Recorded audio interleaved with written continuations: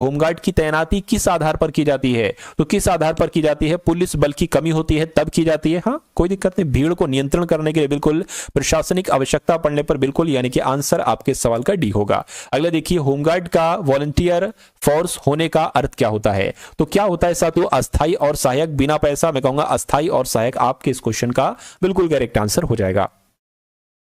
UP home guard के लिए न्यूनतम शैक्षणिक योग्यता क्या होती है? एलिजिबिलिटी क्या होती है? 5वीं पास होती है कि आप 5वीं पास हैं तो फॉर्म भरा है आपने, 8वीं पास है तो फॉर्म भरा है? देखिए 10वीं पास चाहिए होती है और आप 10वीं पास होंगे, आंसर आपका सी होगा, है ना। चलिए, कम से कम 10वीं पास तो आप होंगे, या उसके अलावा 12th ग्रेजुएशन, है ना, पोस्ट ग्रेजुएशन भी आप हो सकता हो किए हुए हों। खैर कोई बात नहीं। अगला सवाल देखिए, यूपी होमगार्ड का प्रत्येक जनपद में मुख्य कार्यालय कहां होता है? तो कहां होता है साथियों? पुलिस लाइन में होता है, मैं कहूंगा बिल्कुल सही जवाब आपका अगर ऑप्शन नंबर सी है तो बिल्कुल करेक्ट है। यानी कि होमगार्ड जवान किस प्रकार की ड्यूटी में सबसे अधिक लगाए जाते हैं, मुझे बताइए। त्योहारों में सुरक्षा के तौर पर बिल्कुल, वीआईपी ड्यूटी में, ट्रैफिक कंट्रोल में, यानी कि इन सभी कार्यों में होमगार्ड जवान लगाए जाते हैं। उसके बाद देखिए, यूपी होमगार्ड की कमान किस रैंक के अधिकारी के पास होती है? तो किसके पास होती है साथियों? एडीजी के पास होती है, मैं कहूंगा बिल्कुल एडीजी के पास ही होती है। उसके बाद देखिए, कहा जा रहा है कि होमगार्ड का प्राथमिक उद्देश्य क्या होता है? तो देश की सीमाओं की रक्षा करना। देश की सीमा की रक्षा नहीं करते साथियों होमगार्ड्स, पुलिस बल की कमी को, यहां पर लिखा होना चाहिए पूरा, पुलिस बल की कमी को पूरा करना, बिल्कुल साथियों पुलिस बल की कमी को पूरा करते। विदेशों में सुरक्षा नहीं, बैंकिंग सुरक्षा नहीं, यानी कि आपके सवाल का जवाब अगर ऑप्शन नंबर बी है तो बिल्कुल सही है। अगला देखिए, यानी कि यूपी होमगार्ड में महिला होमगार्ड की भर्ती कब शुरू हुई? तो यह काम साथ 1992 से शुरू हुआ था, आंसर आपका ऑप्शन नंबर बी होगा। यानी कि 1992 से पहले होमगार्ड में महिलाएं नहीं होती थी। यूपी होमगार्ड का संचालन किस नियमावली के अनुसार होता है? तो साथियों होमगार्ड रूल्स अगर बात करते 1964 के तहत होता है ये, है ना, कुछ नहीं है साथियों, ये क्या आ गया।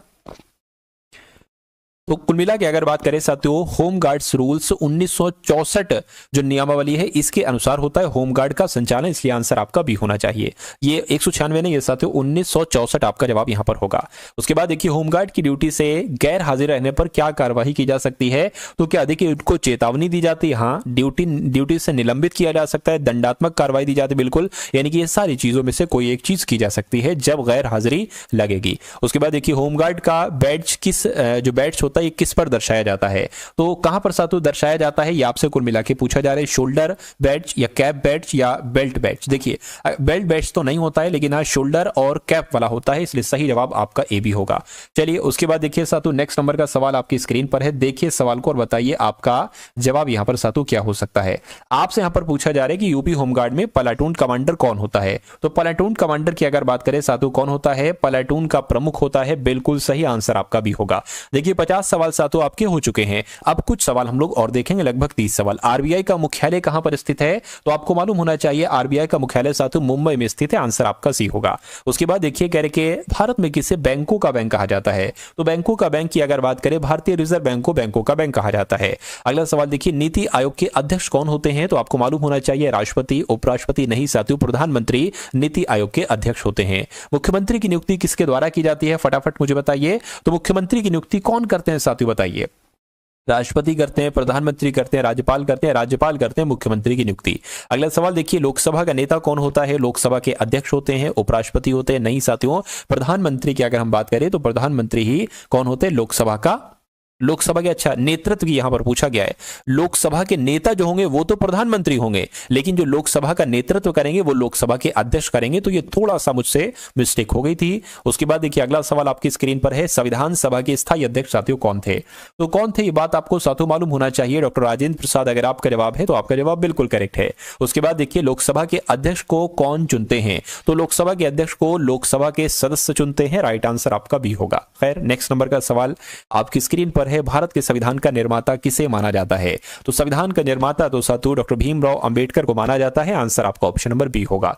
उसके बाद देखिए, भारतीय राष्ट्रीय कांग्रेस के पहले अध्यक्ष कौन थे, बताइए। तो वो उमेश चंद्र बनर्जी थे, बिल्कुल साथियों, डब्ल्यू.सी. बनर्जी भारतीय राष्ट्रीय कांग्रेस के पहले अध्यक्ष थे।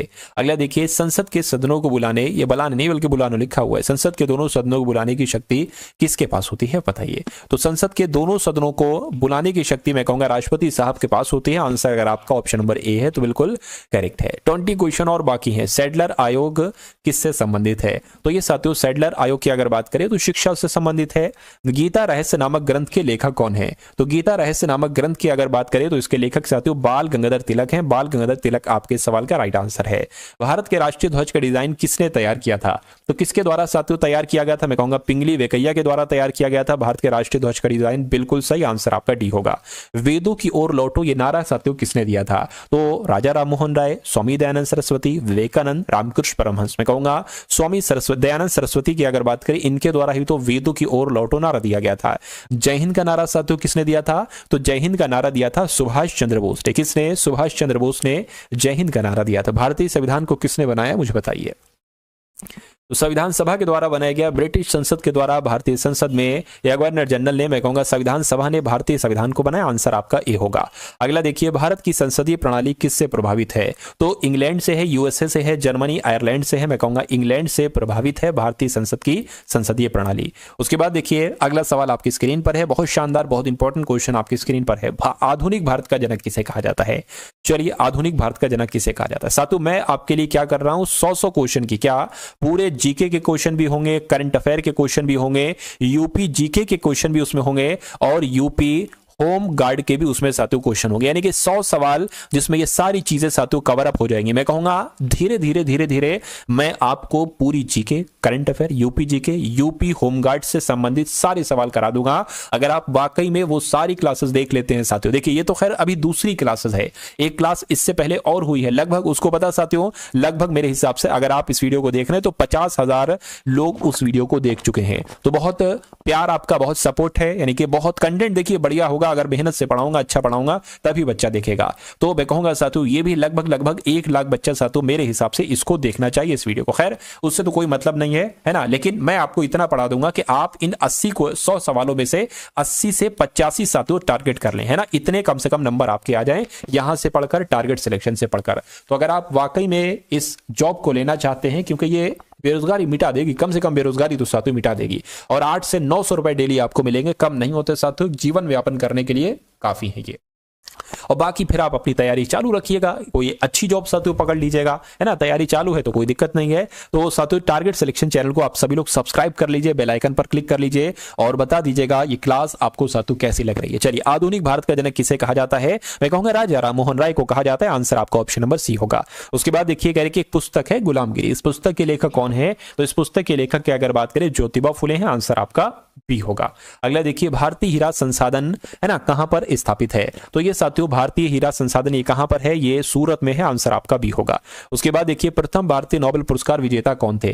तो कौन थे साथियों? रविन्द्रनाथ टैगोर थे। मैं कहूंगा बिल्कुल रविन्द्रनाथ टैगोर थे। अच्छा, इनकी किस रचना के लिए इनको पुरस्कार दिया गया था? एक बार कमेंट में मुझे आप लोग बताइए। देखूं साथियों आपको याद है या नहीं याद है। कौन सी घटना महाराष्ट्र में घटित हुई थी? भील विद्रोह, कोल विद्रोह, रंपा विद्रोह या संथाल विद्रोह?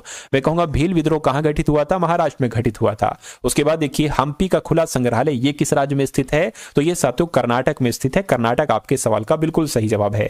किसने अपने आप को खलीफा घोषित किया था बताइए? इल्तुतमिश ने, अलाउद्दीन खिलजी ने, महमूद गजनवी ने, मुबारक शाह खिलजी ने? आपसे पूछा जा रहा है। मुबारक शाह खिलजी की अगर बात करें, इसने अपने आप को खलीफा घोषित किया था। गांधी जी ने किस कानून को काला कानून कहा? तो काला कानून किसे कहा? गांधी जी ने रॉलेट एक्ट को कहा। मैं कहूंगा बिल्कुल सही जवाब, रॉलेट एक्ट को गांधी जी के द्वारा काला कानून कहा गया था। नेक्स्ट नंबर का सवाल आपकी स्क्रीन पर है। एक सवाल आपको भी दूंगा साथियों कमेंट सेक्शन में बताने के लिए। तुगलकनामा के रचनाकार कौन है? तो अमीर खुसरो है। मैं कहूंगा बिल्कुल अमीर खुसरो तुगलकनामा के रचनाकार हैं।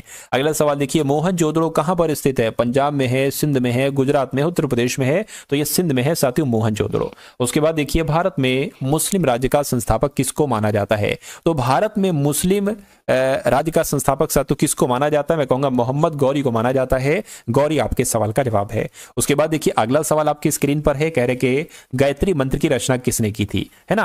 चलिए देखिए 2 सवाल, एक ये सवाल है, एक ये सवाल, इसके बाद एंड है। खजुराहो स्थित मंदिरों का निर्माण किसने किया? कौन सा आपको कमेंट सेक्शन में बताने के लिए दूं, ये वाला या ये वाला? मैं कहूंगा साथियों ये वाला आपको कमेंट सेक्शन में बताना है कि गायत्री मंत्र की रचना किसने की थी? वशिष्ठ ने, विश्वामित्र ने, इंद्र ने या परीक्षित? तो कमेंट सेक्शन के लिए आपका हो गया। इसका आंसर आप मुझे बता दीजिए अभी। खजुराहो में स्थित जो मंदिर है इनका निर्माण किसके द्वारा करवाया गया था? होलकर, सिंधिया, बुंदेल राजपूत द्वारा, चंदेल राजपूत द्वारा, मैं कहूंगा चंदेल राजपूतों के द्वारा ही खजुराहो में स्थित मंदिरों का निर्माण करवाया गया था। आंसर आपका जाएगा ऑप्शन नंबर डी के साथ। तो जो लोग भी ऑप्शन नंबर डी के साथ है, मैं कहूंगा आंसर आपका बिल्कुल करेक्ट हो जाएगा भाई। बहुत बढ़िया, वेरी गुड क्लास। तो आपको साथों ये क्लास कैसी लगी एक बार मुझे आप लोग जरूर बताइएगा। देखिए